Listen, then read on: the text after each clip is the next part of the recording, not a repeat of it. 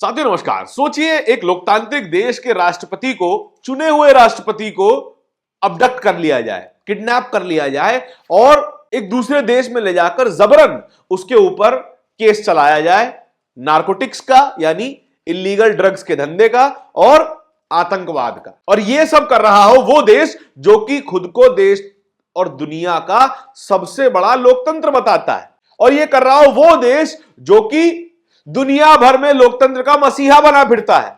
उस देश की हिस्ट्री ये रही है कि जहां जहां उसकी मिलिट्री पहुंची वहां वहां बर्बादी का आलम मच गया। हम बात कर रहे हैं अमेरिका की।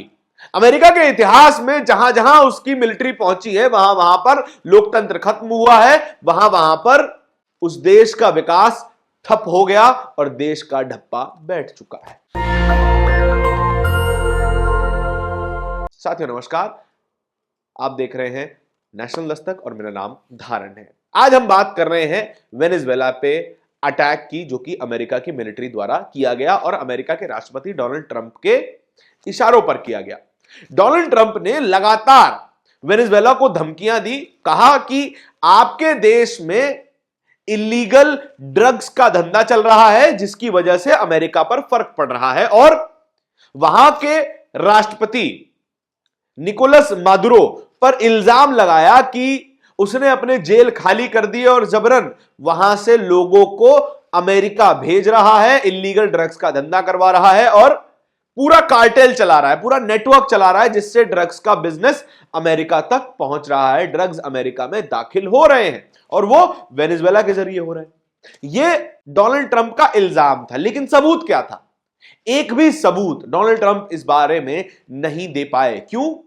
क्योंकि उसे देने की जरूरत नहीं है, क्योंकि वो दुनिया का स्वनाम धन्य दरोगा है, क्योंकि ये अमेरिका पूरी दुनिया में अपने डंडे के जोर पर अपना दम चलाता है। अपने डंडे के जोर पर चुनी हुई सत्ताओं को पलट देना, अपने डंडे के जोर पर देश को बर्बाद कर देना, अपने डंडे के जोर पर देश में, दुनिया में युद्ध जैसा माहौल बना देना, यह अमेरिका की फितरत रही है।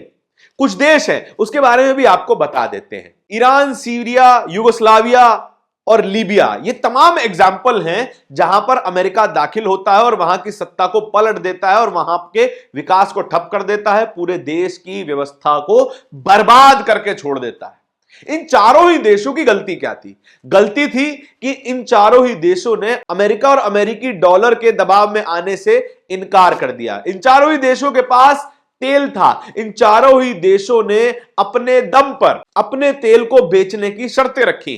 कहा कि हम डॉलर में व्यापार नहीं करेंगे, हम या तो यूरो में व्यापार करेंगे या फिर किसी और करेंसी में या अपनी करेंसी में व्यापार करेंगे। उससे होता क्या कि अमेरिकी डॉलर का दबदबा कम हो जाता और अमेरिका यह कतई बर्दाश्त नहीं कर सकता। अपने दबदबे को बनाने के लिए दुनिया का दरोगा, दुनिया का गुंडा कुछ भी कर सकता है। लिहाजा इन चारों ही देशों में अमेरिका की मिलिट्री घुसती है, वहां के राष्ट्राध्यक्षों को कथित तौर पर कानूनी कार्रवाई के बाद सजा सुनाई जाती है और अमेरिका दुनिया का मसीहा बन जाता है। देखिए इन देशों में लोकतंत्र ला दिया, देखिए इस देशों में खुशहाली आ गई अमेरिका के दाखिल होते ही। लेकिन हुआ क्या? उन तमाम देशों में भुखमरी आई, उन तमाम देशों में गरीबी आ गई, उन तमाम देशों के तेल पर अमेरिका ने अपनी मिल्कियत स्थापित कर ली और यही करना चाहता है वेनेजुएला के साथ। वेनेजुएला में असल में एक हैवी टाइप का स्पेशल क्रूड ऑयल मिलता है। उस क्रूड ऑयल को वेनेजुएला अमेरिका को छोड़कर तमाम देशों को बेच रहा था और उसने कहा कि वे अमेरिका को यह तेल नहीं बेचेंगे। बातचीत हुई, सोल्यूशन निकला और वेनेजुएला मान गया कि वे अमेरिका को भी यह क्रूड ऑयल बेचना शुरू कर देंगे और चाइना की सप्लाई कम कर देंगे। लेकिन यहां पे एंट्री होती है एक ऐसे शख्स की जिसने यह पूरी कहानी गढ़ी। Secretary of state America Marco Rubio. Marco Rubio ने इस फैसले पर रोक लगा दी, इस पूरे समझौते पर रोक लगा दी और कहा कि आपको ये जो पूरा तेल है उसमें हिस्सेदारी हमको देनी पड़ेगी। क्यों? क्योंकि हम गुंडे हैं। क्यों? क्योंकि हम अमेरिका है। डोनाल्ड ट्रंप ने फिर ड्रग्स के इल्जाम लगाए। ड्रग्स के इल्जाम लग जाने के बाद शुक्रवार और शनिवार की दरमियानी रात अमेरिका ने वेनेजुएला पर भारी बमबारी की, वहां के राष्ट्रपति और उनकी पत्नी को किडनैप कर लिया, न्यूयॉर्क सिटी लेकर गए और वहां की एक अदालत में अब उन पर आतंकवाद और नारकोटिक्स का केस चलने जा रहा है। तमाम लोगों ने क्या प्रतिक्रिया दी है ये भी आपको पढ़ करके सुना देते हैं। अमेरिका में रहने वाले जैक्सन हिलर ने की एक खबर को शेयर करते हुए क्या लिखा है देखिएगा। Breaking, Donald Trump says the US is taking over the oil in Venezuela. क्या कहा है, ये कोट भी किया है, we are going to be strongly involved in their oil. सारा खेल ऑयल का था और इल्जाम लगाया गया ड्रग्स का और फिर राष्ट्रपति को पकड़ लिया गया डोनाल्ड ट्रंप के हवाले से। अब राष्ट्रपति डोनाल्ड ट्रंप ने भी जो वीडियो पूरे दिन बीते दिन जो वायरल रहा, जहां पे लो फ्लाइंग एयरक्राफ्ट दिखाई दे रहे थे, वो वीडियो शेयर करते हुए ट्वीट भी किया।